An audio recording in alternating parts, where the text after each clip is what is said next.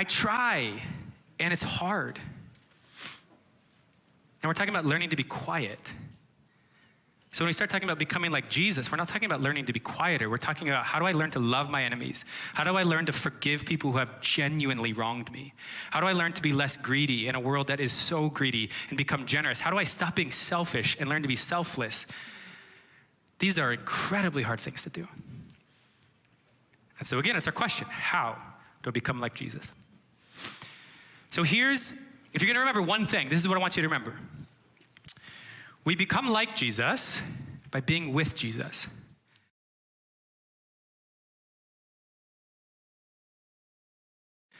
Jesus makes it clear that if we remain connected, we live a fruitful spiritual life. Growth happens, worship happens, our character could grow. If we disconnect, if we're not connected to him, we can do nothing of spiritual worth. We cannot worship, we cannot obey. So he makes that clear right in the middle that I've highlighted there. We can pick up at the beginning of verse 4. He says, abide in me and I in you. Notice this: as the branch cannot bear fruit by itself unless it abides in the vine, neither can you unless you abide in me. Jesus is saying, if you want to bear spiritual fruit, you want to grow in worship, you have to stay connected to me. And if you don't, you can't bear any fruit. He reiterates this halfway through verse 5. Whoever abides in me and I in him, he it is that bears much fruit. Staying connected to Jesus leads to fruitful living and growth. But, or he says, for, apart from me, you can do nothing. I think what Jesus means there is you can do nothing of spiritual worth. My non-Christian friends can still hold down a job, though God is the one who gives them breath. But I think what he's saying is you're not gonna be able to do anything spiritual. You're not gonna worship. You're not gonna become like Jesus. Not in a way that honors him. We have to stay connected. This branch is dead, if you couldn't tell. So imagine if I saw this branch and I just felt really disappointed in this branch because it has no fruit on it. So I told this branch, you should grow some fruit. Grow some fruit, branch. And the branch looks back at me and says, I can't. I'm not connected to life anymore. And then imagine I respond and I say, you know what? Just try harder. Like, reach deeper.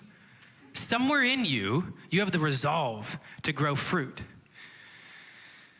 Right? We all know, like, Kyle's crazy.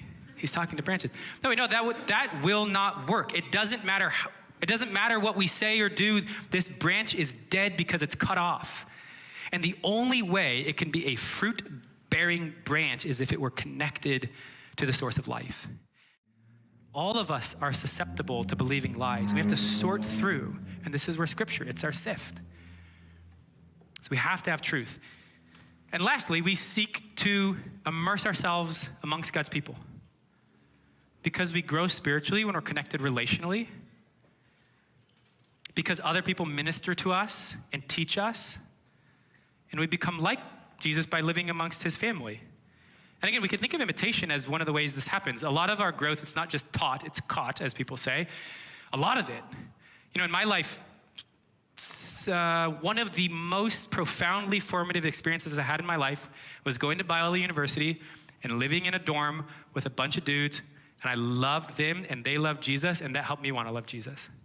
And it wasn't as much the chapels or the classes, which were wonderful. It was just living with these friends every single day and talking about what God was doing in our lives and spurring each other on, and it changed the trajectory of my life completely. And we all need that. We all have to be deeply immersed in God's body. The church was never supposed to be a speaking event or a 45-minute service. It's not an event at all, it's a family. There are lots of ways we live that out, but we have to, in some way, shape, or form, live deeply invested in the community of the church. And that's one of the ways we grow. We become like Jesus by being with him, by growing love for him, by receiving his truth, by being with his people.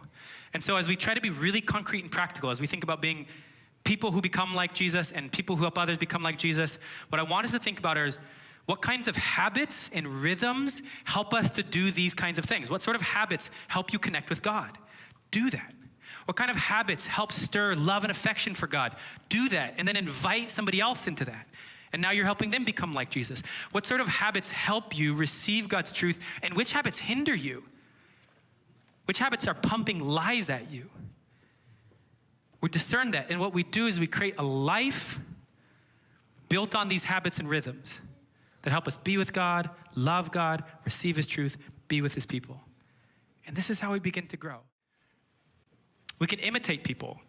We make imitation a conscious spiritual discipline. We walk through our day looking for Christ-like traits in people and seeking to imitate them. Imitation is always going on in the background, but we try to bring it to the forefront of our mind. We need spiritual community, so we seek to make our relationships spiritual. And by that, I just mean we talk about God with our friends. And now our relational rhythms become spiritual rhythms that orient our heart to God. And then we moderate our digital diet. This is a unique habit that I think is incredibly imperative for us to think about and is unique to our time in history.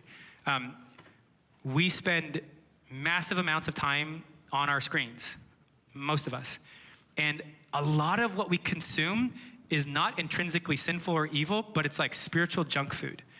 And it doesn't fill our soul and nourish us. And it's really easy for us to feast on entertainment and then to just nibble on the things of God. And what I think we need to do are people who feast on the things of God. His word as the anchor of that. But it could be good podcasts and good books and whatever. His truth. We feast on that. And then entertainment and that kind of stuff, it's like dessert. It's fine in its proper place. But if we're just flooding our souls with entertainment and news 24/7, we get anxious, we get distracted, we start chasing things we're not supposed to chase, we get spiritually unhealthy. It's like eating Oreos all day, every day. It doesn't work well. And so we have to consciously and thoughtfully be like a gatekeeper and moderate what we let in. So these are 10 things. My invitation is to think, is there one or two to take a step towards? Or maybe you already do it, but just take another step towards. And as we think about helping others become like Jesus, is there one of these things that you could invite another person into? Heavily weight that towards scripture and prayer. But if you want to fast with somebody and then talk about that, that's awesome. If you and somebody like to paint and that just gets you fired up about God, don't invite me because I will spoil your fun, but do it. Find somebody that you could invite into one of these. It could be a peer, a friend, and you guys say, hey, let's start reading our Bibles together. And let's talk about the people we want to imitate because we see Jesus in them.